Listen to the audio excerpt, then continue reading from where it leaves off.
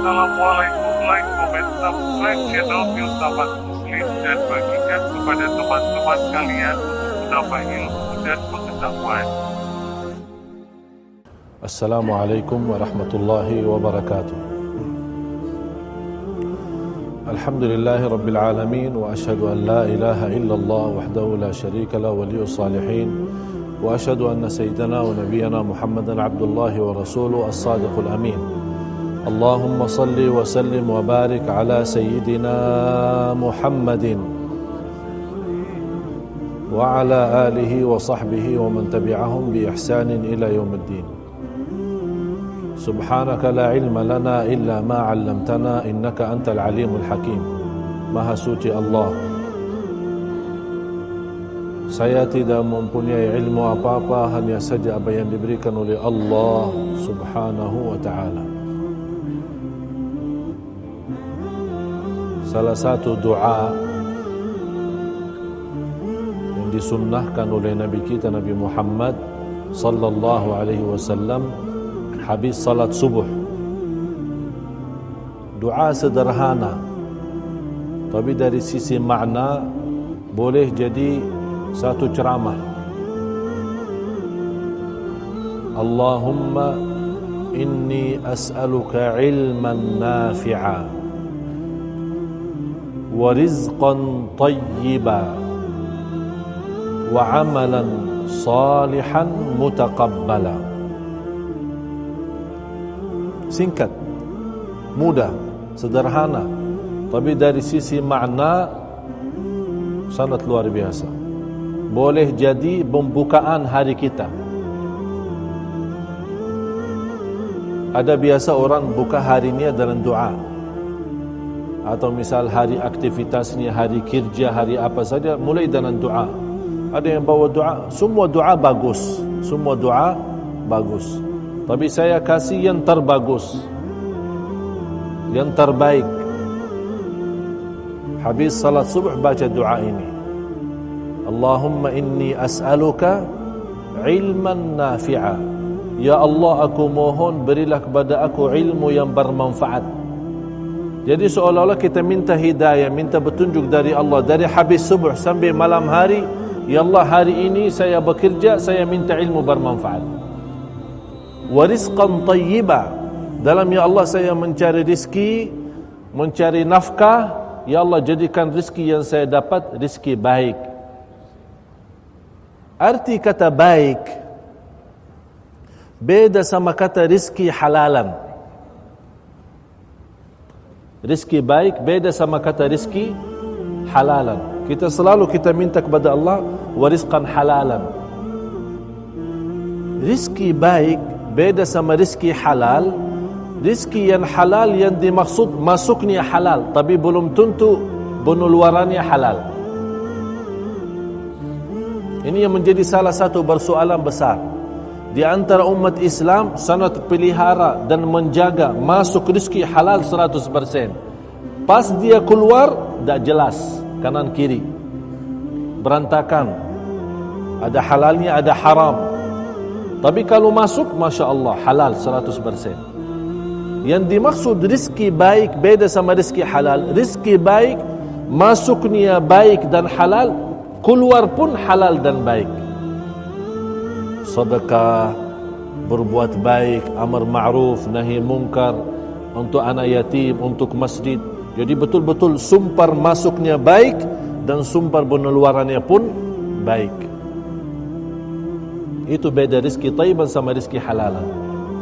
Wa amalan salihan mutaqabbala, amal salih yang diterima.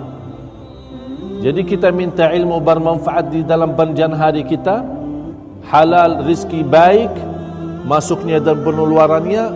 Kemudian segala amal yang kita lakukan dalam kerja, di kantor kita, di dalam perjalanan, ya Allah, jadikan amal itu amal salih yang diterima oleh Allah. Luar biasa. Saya pernah bikin satu ceramah hanya ini doa saja, ini doa. Apa rahasianya? Jamaah sekalian, sallu ala Rasulillah. Kita lanjut sama-sama Dalam pertemuan yang sudah lewat, yang sudah lalu, kita sampai kepada cerita Abraha. Dan kenapa Abraha itu mau menghancurkan Al-Ka'bah? Padahal Abraha itu tidak tahu Ka'bah, tidak tahu orang Arab, tidak tahu ada kota namanya Makkah, karena mereka di luar Jazirah Arab, lingkungan Arab. Abraha ini yang membuat dia marah dan mau balas dendam akibat yang dilakukan oleh sebagian dari Quraisy yang datang kemari dan buang hajat besar di gereja Al-Qulais yang ada di Yaman waktu itu. Itu yang membuat Abraha bersiapkan diri dan membawa tentara untuk menserangi Makkah. Dan saya sudah sampaikan, waktu tentara yang dibawa oleh Abraha itu, dia pakai gajah.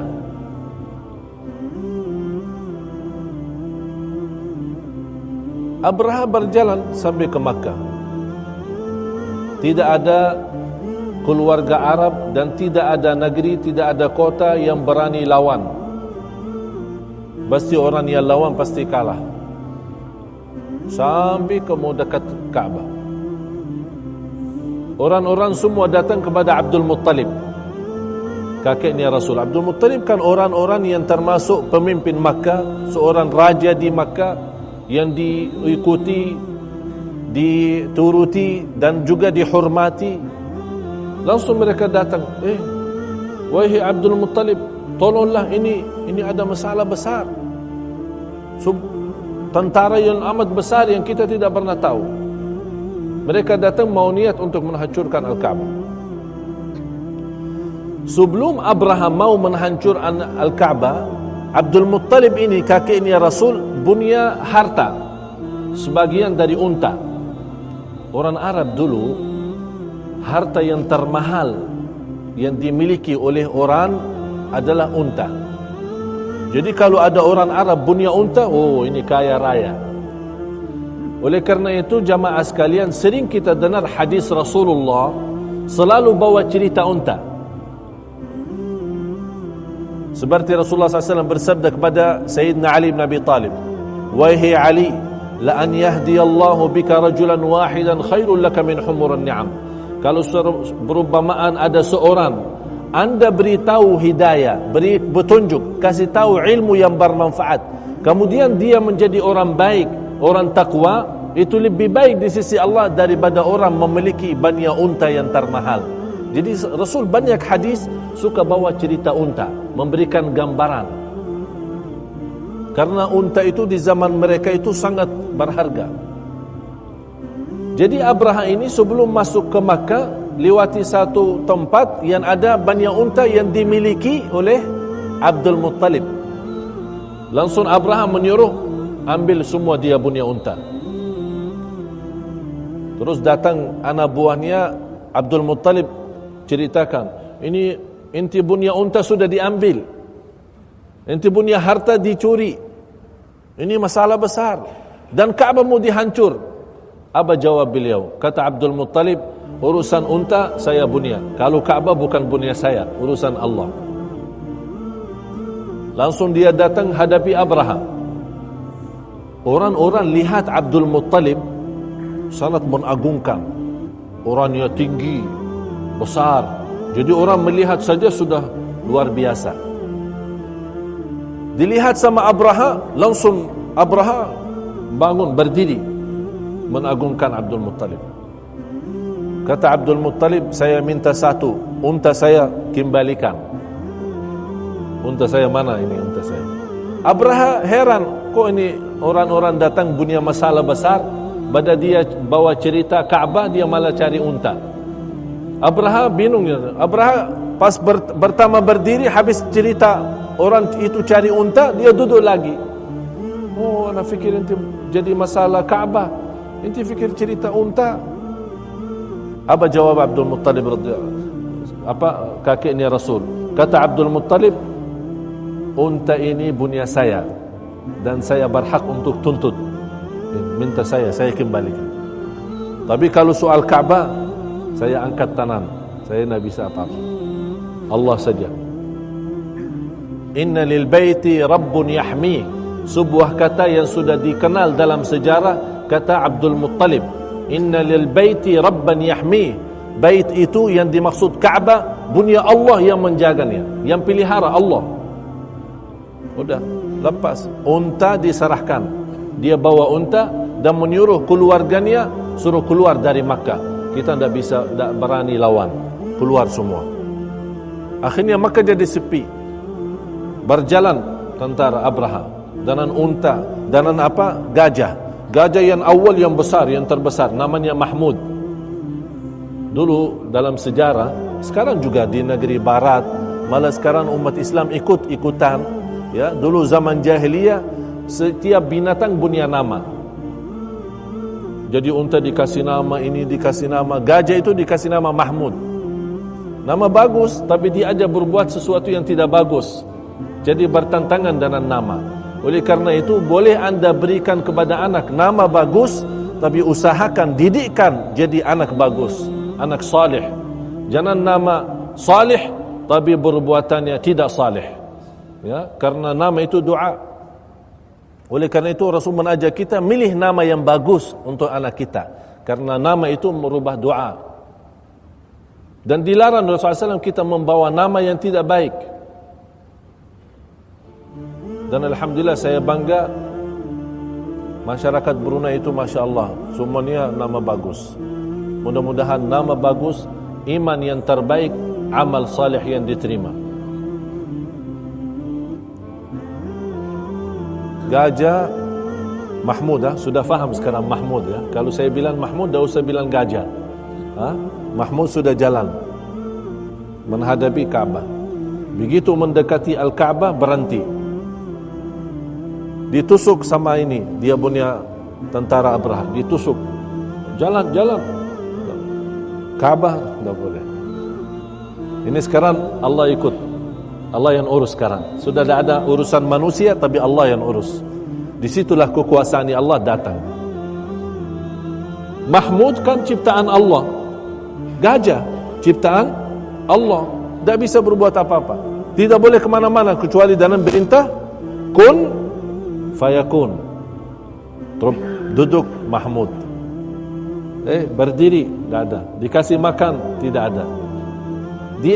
Di balik arah kepada Yaman langsung jalan. Di balik arah ke Ka'bah duduk lagi. Orang sudah pada bingung, ada apa ini? Orang lagi ribut. Abraha dan tentara mengurus gajah supaya mau jalan ke arah Ka'bah. Masih mereka sibuk dan ribut untuk mengaturkan. Allah kirimkan ababil, burung. Masing-masing burung itu membawa 3 batu. 2 di bagian kakinya, 1 di bagian mulut. Dan subhanallah, setiap batu sudah punya orangnya. Seolah-olah batu itu punya nama. Jadi dilembar, tidak. Yang misal batu ini kena Mahmud, ya Mahmud. Batu Ali kena Ali. Tidak ada batu Ali diambil Mahmud, tidak ada. Subhanallah, maha kuasa Allah. Lembar, dilembar. Dilihat oleh mereka kelompok ababil yang segitu banyaknya datang kemari dan melembar. Batu yang jatuh kepada mereka kena kepala, keluar dari dubur. Coba bayangkan, masuknya lewat kepala, keluar dari belakang. Dan setiap orang kena batu itu, langsung dia punya tumbuh badan itu hancur, satu persatu. Pertama kulitnya, kemudian dagingnya, yang ketiga tulangnya habis. Allahu Akbar, maha kuasa Allah. Ini Ka'bah, Baitullah. Siapa yang berani macam-macam? Yang mau bermacam lawan Al-Ka'bah dan terhadap Al-Ka'bah, berarti dia berani lawan Allah. Itulah turunnya azab.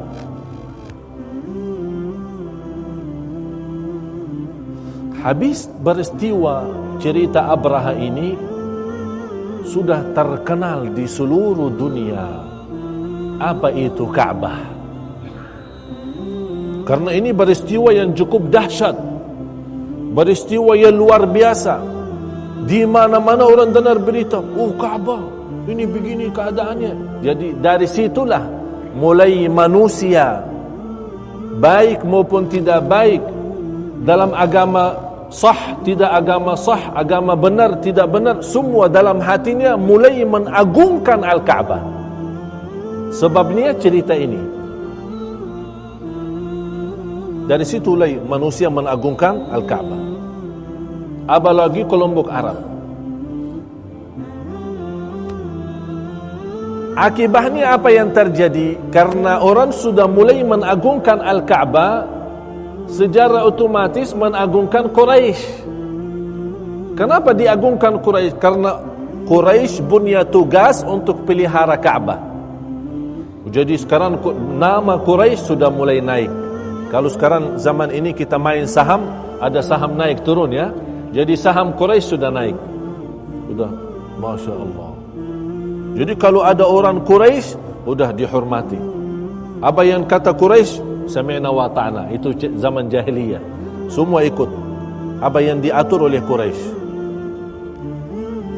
Salah satu seorang yang namanya Amru ibnu Nufail, ada orang-orang jahiliyah, saking sudah Quraisy punya nama baik dan dihormati oleh semua manusia, diikuti aturan mereka.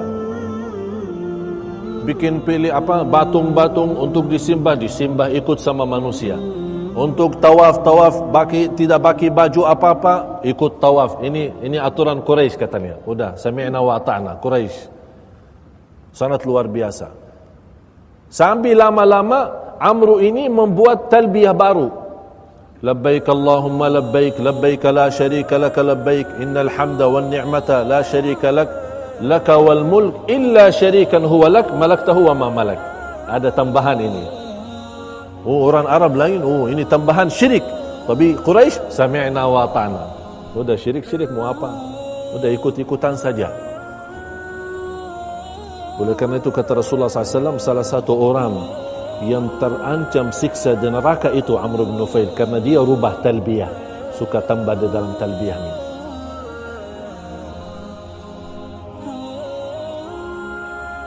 Abdul Muttalib, kakeknya Rasul, sudah juga punya kekuasaan yang dihormati dengan kehormatan yang luar biasa. Habis terjadi cerita Abraham.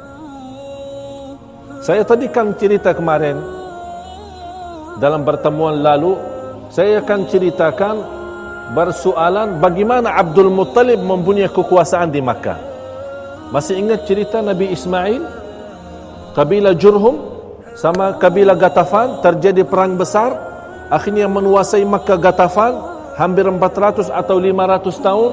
Kemudian kembali kepada keturunan Nabi Ismail yang namanya Qusay. Sekarang harus kita hafal nama Rasulullah, Muhammad ibnu Abdullah ibnu Abdul Muttalib ibnu Hashim ibnu Abdi Manaf ibnu Qusay. Ini Qusay ini yang kita cari. Ini turunan Rasul. Bagaimana bisa kekuasaan Makkah kembali kepada keluarga Rasul? Kembali diambil oleh Qusay. Qusay salah satu keturunan Adnan. Adnan adalah anak daripada Nabi Ismail. Habis Qusay meninggal, diserahin kepada anaknya Abdul Manaf. Habis Abdul Manaf meninggal, diserahin kepada anaknya Hashim. Habis Hashim meninggal, diserahin kepada siapa? Abdul Muttalib. Habis Abdul Muttalib, diserahin kepada Abu Talib. Kalau kita kembali kepada nama Rasul, Muhammad ibnu Abdullah ibnu Abdul Muttalib ibnu Hashim ibnu Abdi Manaf ibnu Qusay dan seterusnya, ibnu Kilab ibnu Ma'ad ibnu Murad sampai ibnu Adnan. Nama Rasulullah belum hafal. Kalau ditanya nama turunan keluarga hafal. Kakek nenek kita yang 7 yang sudah sekian tahun hafal. Sejarah mereka hafal. Rasulullah kita belum tahu. Malu kita sama Rasul. Malu. Nama saja belum tahu. Abdul Muttalib pernah lihat mimpi. Diberitahu lokasi Makkah dan lokasi Zamzam. Zaman Quraisy menghadapi satu masalah air. Jamaah sekalian, sallu ala Rasulillah. Yang pertemuan lalu saya cerita Jurhum meredamkan air Zamzam, ditutupi dengan tanah, karena dia melihat sudah tidak berani lawan Ghatafan akan kuasai Makkah. Pasti Ghatafan karena tidak ada air di Makkah, pasti tidak mungkin bisa lama, jadi boleh dia pergi. Ini yang membuat Jurhum menutupi sumber air Zamzam. Sampai datang zaman Quraisy, cari, ada cerita, ada Zamzam, mana Zamzam? Tidak ada. Dicari-cari sana sini, sana dekat Ka'bah ini, tidak ada tempat. Abdul Muttalib lihat mimpi. Dalam mimpi itu diberitahu di mana lokasi Zamzam. Sampai 3 malam berturut-turut. Ya Syaibah. Abdul Muttalib asalnya nama Syaibah. Nama Syaibah. Kenapa dinamakan Syaibah itu? Karena dia punya dalam rambut kepalanya, balik di depan ini, di atas ini ada sedikit putih. Syaibah, dinamakan Syaibah. Dan ada cerita Abdul Muttalib, kenapa dinamakan Abdul Muttalib? Banyak jamaah sekalian, banyak cerita sebenarnya dalam sirah Rasul. Belum boleh sempat saya beritahu karena banyak isinya. Boleh 2 bulan, 3 bulan, 6 bulan belum habis kita punya belajar. Tapi saya memberikan hanya umum saja, singkat saja. Mudah-mudahan dari belajaran kita sama-sama lebih mencinta Rasul dan lebih mengagungkan Rasul dan bisa bersemangat untuk mengikuti sunnah Rasulullah sallallahu alaihi wasallam. Lihat mimpi 3 malam berturut-turut, dikasih tahu tempatnya Zamzam di mana. Bangun Abdul Muttalib, habis 3 hari dia bertanya. Habis masywarah, habis ini, ini udah cari Zamzam. Dia punya anak satu, Al-Harith. Dia punya anak namanya Al-Harith. Dia dan anaknya bawa alat untuk gali, terus pergi sesuai mimpi yang dia lihat. Habis ketemu dia mulai gali. Datang kelompok Quraisy yang lain. Ada apa ini? Ini Zamzam. Ini punya kita. Mulai ribut. Semua karena mereka tahu Zamzam itu cerita yang terbagus di negeri Arab. Jadi masing-masing mau memiliki diri untuk diri sendiri, untuk namanya dia, untuk keluarganya saja. Mulai ribut. Karena Abdul Muttalib dalam kondisi lemah, sudah tua, punya anak cuma 1, tak berani lawan mereka. Akhirnya dia berserah, ditinggal tempat. Dia bernazar,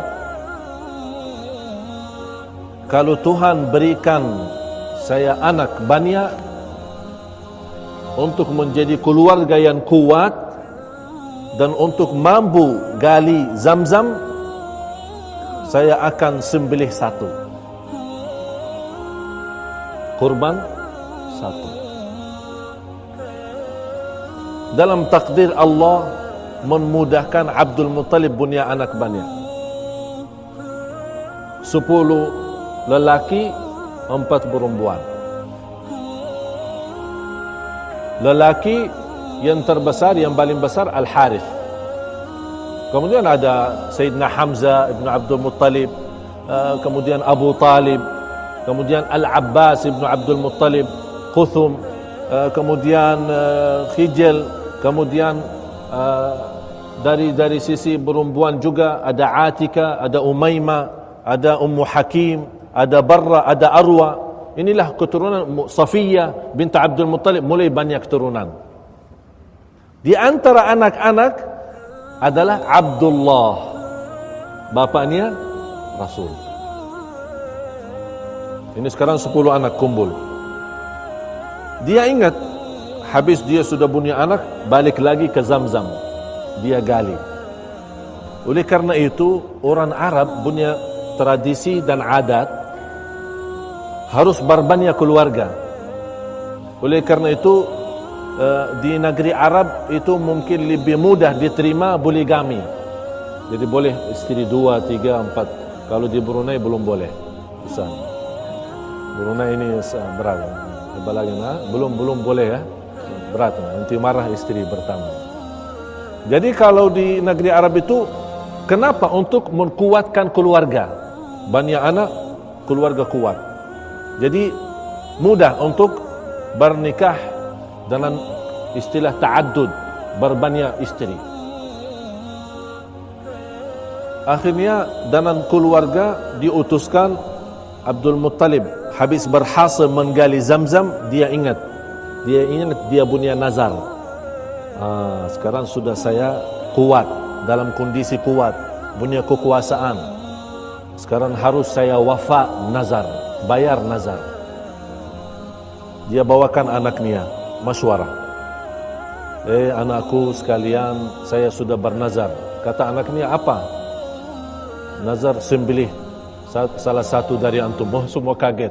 Ini nazar apa ini? Orang-orang mau dibunuh kita. Ini semua mana yang mau nih? Tidak ada yang berani. Haris itu jangan. Ini Abu Talib jangan. Abu Lahab jangan. Semua tidak mau. Akhirnya dibuat macam undian. Siapa yang dapat nama, dia yang disembelih. Terus dikumpulin nama, terus dilembar di hadapan Al-Ka'bah, jatuhnya kepada nama Abdullah. Terharu Abdul Muttalib karena dia paling sayang kepada Abdullah. Udah, jumpa lagi. Dilembar lagi dengan nama-nama. Keluar Abdullah lagi. Astaghfirullah. Ini masalah besar. Dan sifat orang Arab waktu itu, kalau janji harus tepat, tak boleh macam-macam. Walaupun mereka syirik, walaupun mereka kufur, tapi masih ada sifat-sifat baik. Tepat janji, akhlak mulia, silaturrahim, tidak suka kezaliman. Tapi ada zina, ada riba, ada yang lain, ada. Tapi kalau ada orang datang, tolonglah aku, tolong aku. Ini ada orang zalimi saya. Langsung dia pelihara. Walaupun dia jadi kurban, tak apa-apa. Harus bela. Itu sifat mereka. Dilembar yang ketiga kali, jatuhnya juga Abdullah. Langsung dia bilang, udah berserah. Mana Abdullah? Sini ambil. Bawa pesunya langsung bawa Al-Ka'bah. Datang Abu Talib. Wahai ayah, ini kasihan anak. Kalau nanti anda sembelih ini Abdullah, nanti akan menjadi sebuah sunnah dan kebiasaan di golongan Quraisy. Setiap orang punya anak 10, sembelih 1. Jadi nanti kebiasaan. Jangan. Dikhawatir nanti menjadi sebuah kebiasaan, nanti orang-orang suka seperti itu. Terus kata Abdul Muttalib, terus jalan keluarnya apa? Apa yang harus saya lakukan?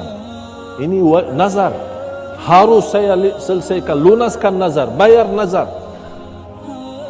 Habis itu kata musyawarah dengan golongan Quraisy, kelompok-kelompok Quraisy berkumpul. Habis musyawarah, udah begini saja. Kita membuat undian lagi, tapi dengan Abdullah dengan 10 unta. Kalau jatuhnya ke unta, udah ikhlaskan unta menjadi sedekah untuk semua orang. Kalau jatuhnya ke Abdullah, coba undian lagi. Akhirnya habis musyawarah, udah boleh. Udah dibawakan 10 unta. Sekarang sudah yang lain sudah keluar ya. Tinggal hanya Abdullah ini yang menjadi masalah ini. Kalau disembelih mana nanti jadi rasul? mana jadi rasul. Inilah cerita yang untuk bagaimana yang terjadi terhadap Abdullah dan apa cerita selanjutnya dan bagaimana jalan keluar dari bermasalah yang sangat meributkan dan sangat mengagungkan dan sangat mengganggu. Ini insyaallah dalam pertemuan yang akan datang. Innallaha wa malaikatahu yusalluna 'alan nabi ya ayyuhalladzina amanu sallu 'alaihi wa sallimu taslima walhamdulillahi rabbil alamin.